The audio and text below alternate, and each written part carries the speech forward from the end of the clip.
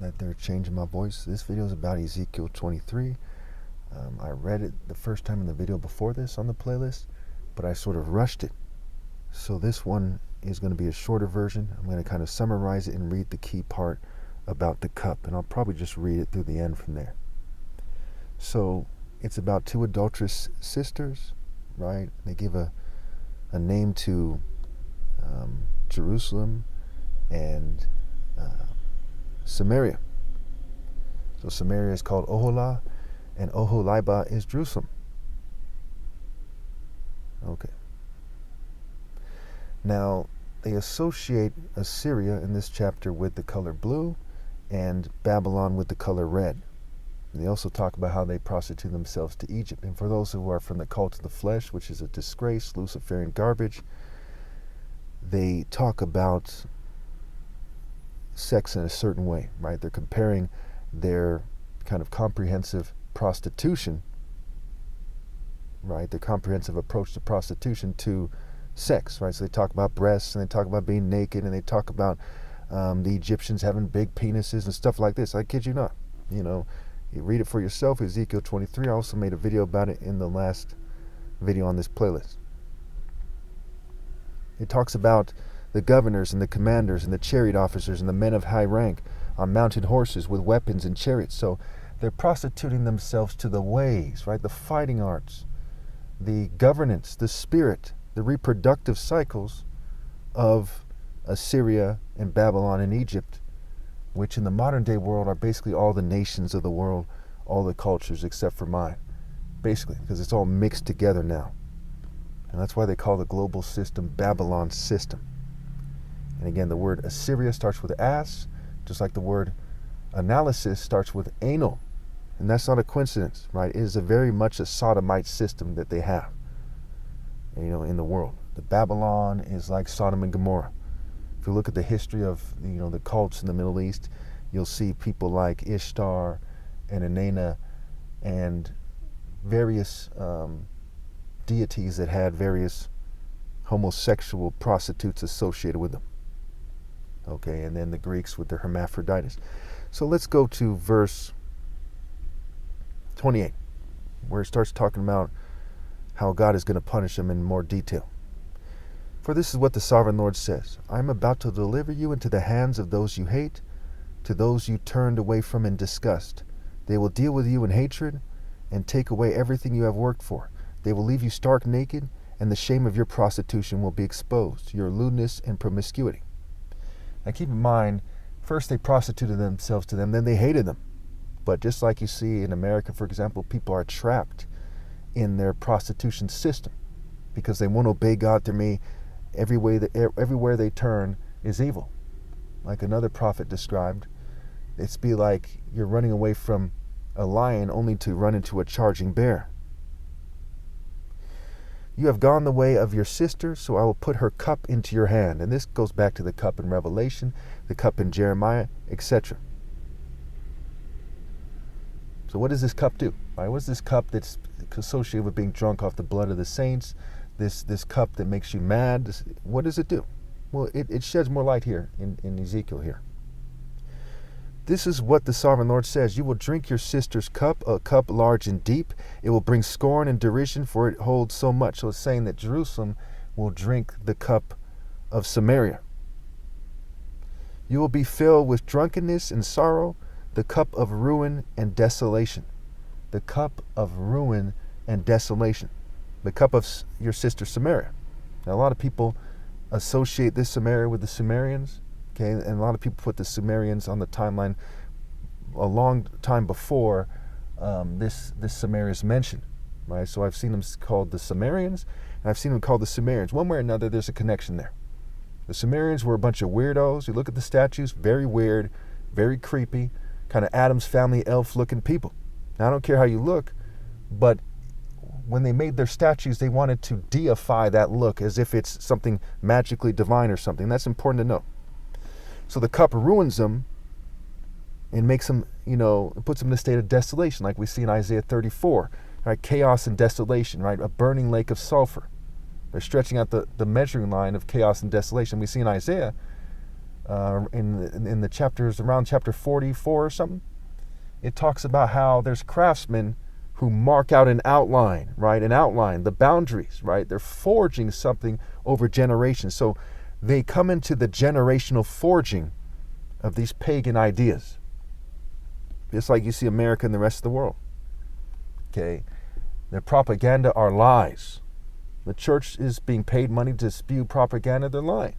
And the churches were never established in righteousness. There's not a single church around right now that was established in righteousness. Some of them tell you, Orthodox and Catholics like to swear up and down that they go back to the beginning and it was on the up and up. No, it was established in Greco-Roman politics. And if you look at the history of the churches and the politics of the churches, you'll see that they've always been political instruments of the devil. Some people describe it as churchianity versus Christianity. But I'm the way, the truth, and the life. Going to church or not, that's not so important in the sense. I mean, it is important not to go to these churches, but it's not so important. What's important is to obey God through me. That's what really matters. You will drink it and drain it dry and chew on its pieces, and you will tear your breasts. I have spoken, declares the sovereign Lord. So now, what are women's breasts worse these days? Right? Quite often you see them have fake breasts. They have saggy breasts because of all the fumes and poisons, all the stuff that they're doing to them with technology and materials and substances and drugs and so on and so forth. We see that their breasts have changed. Now, what is the rich woman's breast worth? Is just some privileged slut only for some coward allowed to have tons of money? Who fondles your breasts? It talks about their breasts being fondled here. So who, what, when, where, how, why? So therefore, if any breasts that look appealing only go to scum, their breasts have been figuratively torn to pieces. And those guys who are, having sex with them, it's like, the King of Hearts from Alice in Wonderland is some punk or some brute, right? Beast is beta scrambled, right? The word beast is the word beta scrambled. And you also see the brute beast. So some dumb brute rubbing some slut's tits, right? It's some dumb beta rubbing some slut's tits. It's some arrogant rich Prince Humperdinck worm. You see what I'm saying? So their breasts don't really have worth. And as they do not attract a righteous person, in that sense and in other senses, they have been torn to pieces. It's also what happens when you go to unnatural reproductive cycles and you follow the West and the globalists and you let them control your reproductive cycles. It changes your genes into abominations. And then some people even, gene modify or whatever they're doing in that regard. These are the facts here. And they're fuming me because they're bitter, throwing a fit. But these are the facts here. Therefore, this is what the sovereign Lord says. Since you have forgotten me and turned your back on me, you must bear the consequences of your lewdness and prostitution. The Lord said to me, Son of man, will you judge Aholah and Aholibah, which is Samaria and Jerusalem?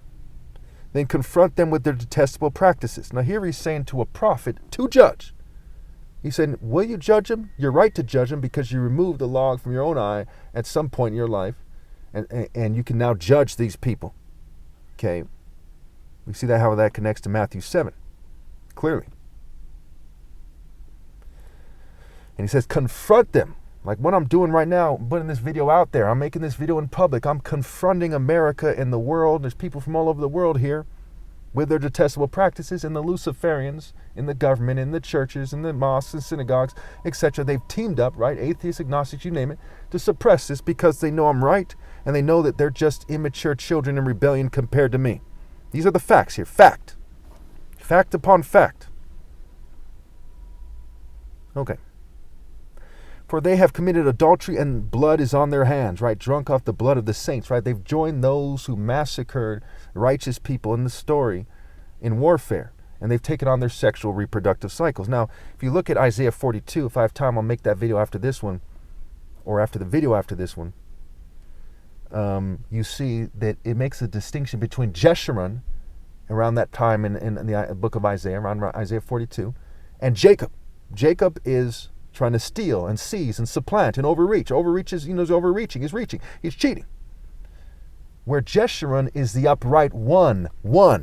So the servant of the Lord is, the true servant of the Lord is me. The servant of the Lord, given that title, is the Jewish people. And they are not serving the Lord.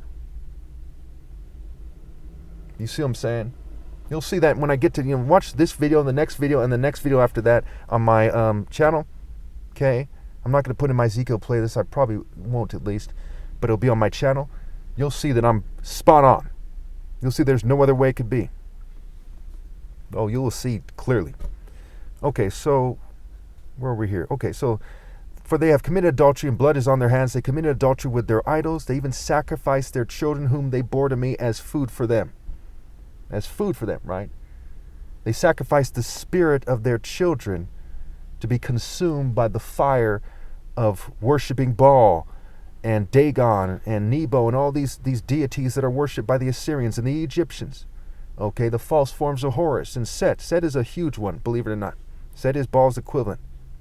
And Dionysus, who's said to be the most widespread of the ancient deities. There's that too. A young Zeus, a young Set. Okay. They have also done this to me. At the same time, they defiled my sanctuary and desecrated my Sabbaths. On the very day they sacrificed their children to their idols, they entered my sanctuary and desecrated. That is what they did in my house.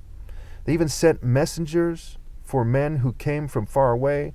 And when they arrived, you've bathed yourself for them, applied eye makeup, and put on your jewelry. See how they're getting pretty for these monsters. They're coming into their culture. They're trying to sell themselves, the idea of themselves, and probably, for money as well, to these monsters, as we see here with America, with the hypergamy, with them coming into their cults and their groups, and they're accepting their boundaries of the military and the police and the cults. No offense to anyone, this is just what's happening. If you want to fight for your military to scramble to be the best it can be, okay, you should do that. But you shouldn't deny the problems they have, like rape and so on and so forth. Okay. You sat on an elegant couch with a table spread before it, on which you had placed the incense and olive oil that belonged to me. The noise of a carefree crowd was around her. Drunkards were brought from the desert, along with men from the rabble, and they put bracelets on the wrists of the woman and her sister, and beautiful crowns on their heads. Then I said about the one worn out by adultery, now let them use her as a prostitute, for that is all she is. And we see that in Revelation 17 and 18. Right, the prostitute on the beast, drunk off the blood of the saints. Eventually the beast burns her because he hates her and she hates him.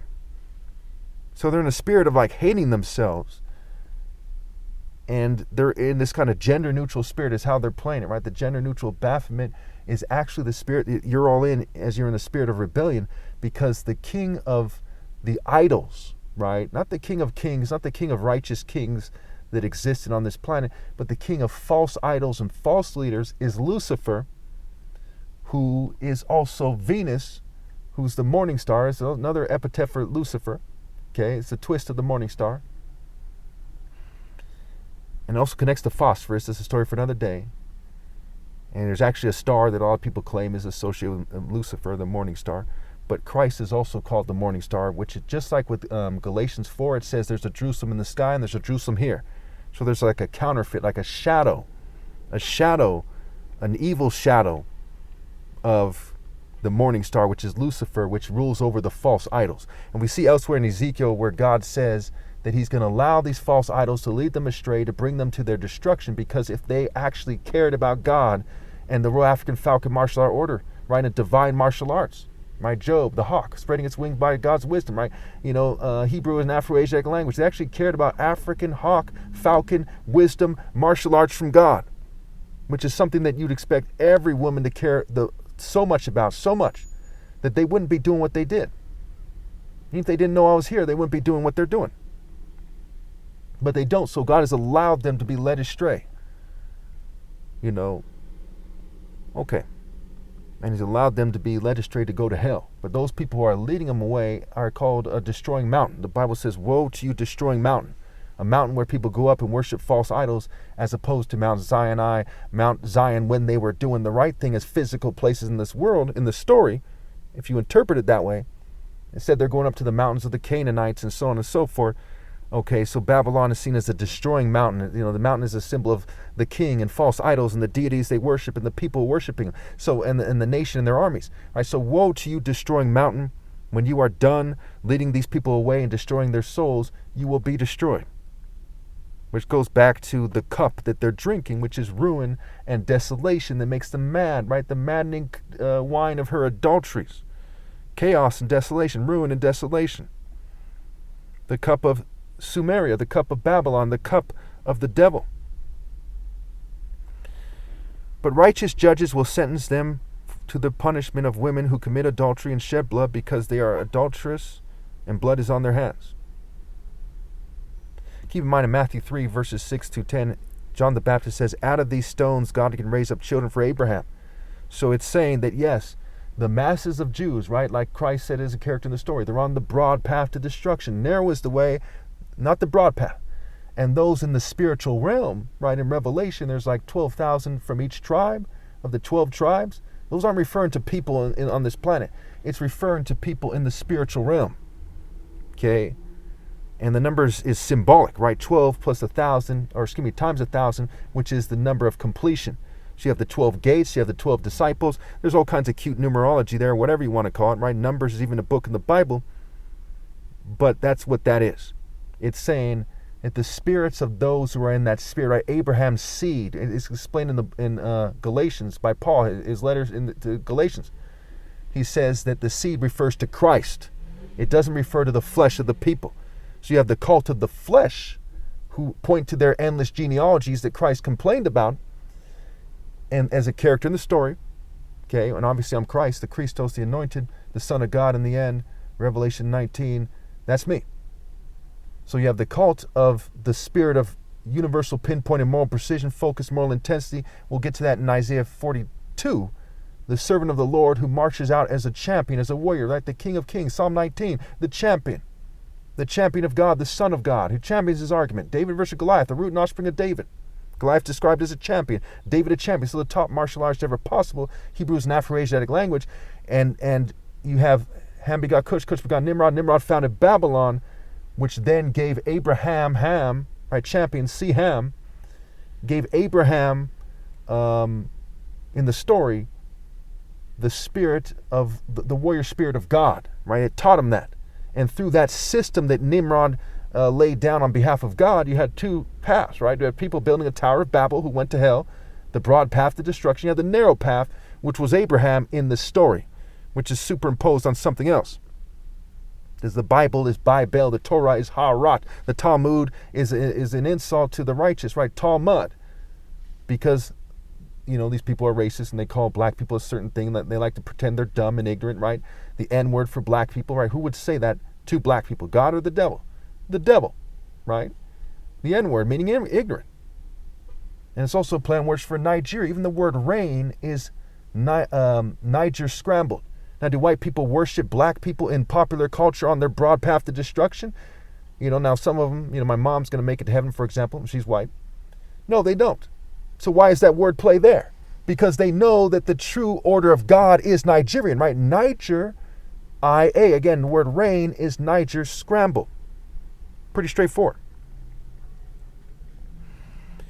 Okay, so it goes on to say, but righteous judges will sentence them to the punishment of women who commit adultery and shed blood because they are adulterous and blood is on their hands. This is what the sovereign Lord says.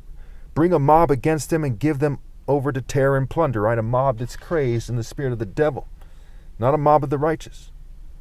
The mob will stone them and cut them down with their swords. They will kill their sons and daughters and burn down their houses, figuratively speaking especially.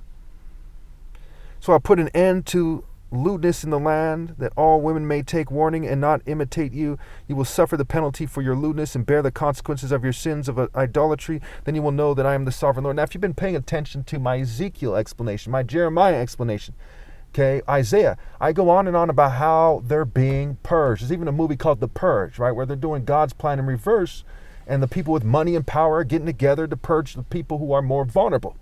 We see the deportations, right? Now, of that, right, just because you're poor doesn't mean you're going to heaven. No offense to anybody. Of that, the most righteous person, okay, is being taken away. Isaiah 57, the righteous are taken away to be spared from evil. Taken where? Right, to Jerusalem in the sky with God. Jerusalem in heaven with God. The essence of the sky, the source of the projection of the sky, the beauty of the sky, the beauty of the sun, right? Skywalker, Skylark core. The heavens declare the glory of God, Psalm 19. I think it's in Judges where it says that there's a war with the stars, right? Where the sun can be considered a star. It's a symbol of the bridegroom. Psalm 19, a symbol of God and the bridegroom and the champion, rejoicing to run his course. So, yeah. You see how this stuff is very key here. I could go on a bit more, but I just want to end with this purge thing here. Now, the purge is a play on words for rape, G. G is the earth deity, right? Satan is said to be the god of the physical world in a sense, right? So the purge has to do with the reproductive cycles. And we'll see that in Isaiah 42 where it talks about Selah, which is a play on words for seal. And we see that they use that often, the word plays in the Bible. It talks about this word sounds like this word or is spelled like this word in Hebrew, and they connect all kinds of things to that. And you see time and time again that pattern of teaching, that pattern of revealing what it's trying to say, or the coded message, and the superimposition, and clarifying what it's superimposed on. Like Amos 9:7, when it says, "Are you not like the Cushites unto me, O children of Israel?" And Ham begot Cush. That's why he's citing Cush. And Cush begot Nimrod. And Nimrod founded Babylon. So it's also overkilling that Nimrod was righteous, unlike a lot of rabbis who have said that the opposite of that. And a lot of these translations have said he was in rebellion or was terrible. No, he was righteous. Okay? Nimrod as a king, as a spirit of kings, was a righteous leader.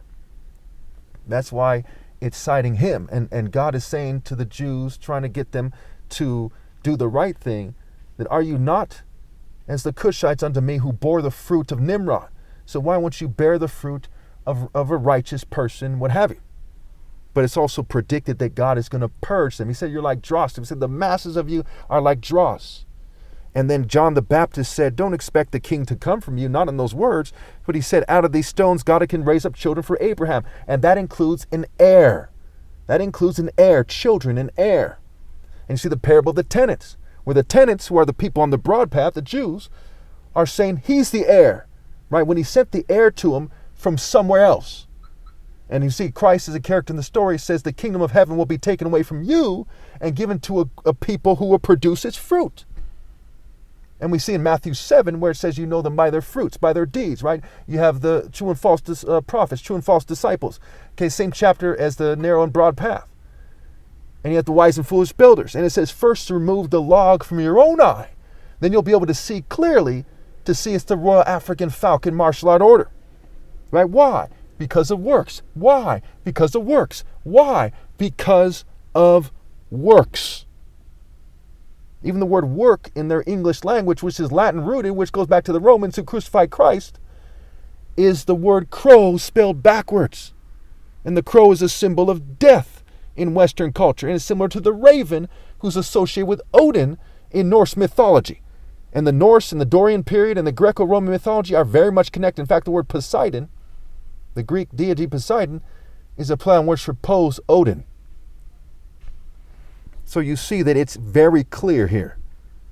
If you're an honest person, the way, the truth, and the life, you know that I'm right. If you're a righteous person or you're trying to be righteous, you'll see that I'm right. Because as you try to make your decision, you see these people on the broad path, and none of them have even a logical argument as to how to serve God. A lot of them have you look into the sky, waiting for Jesus to come back, literally, when I've proven definitively that the miracles are figurative. Now, I went way over time, so I'm going to have to end it here. But you should know beyond any doubt that I'm right. Look at the complaints in the Old Testament. Read it for yourself.